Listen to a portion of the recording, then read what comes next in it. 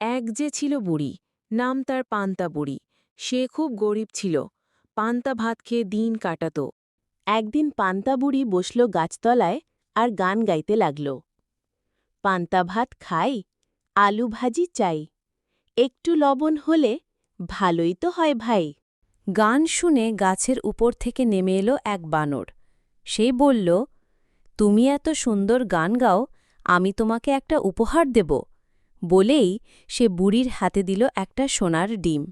সোনার ডিম পেয়ে বুড়ি বাজারে গেল। সে ডিমটা বিক্রি করল বাজারে আর পেল অনেক টাকা। সেই টাকা দিয়ে খেল পড়ল, আনন্দেই দিন কাটতে লাগল।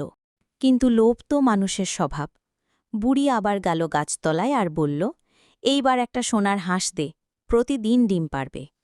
একটু পরেই গাছের ওপর থেকে পড়ল একটা কাঠের হাঁস, সোজা বুড়ির মাথায়। বুড়ি কোকিয়ে উঠল, এই হাঁস তো ডিমই পারে না। পাশ দিয়ে যাচ্ছিল এক ভরচাঁদ।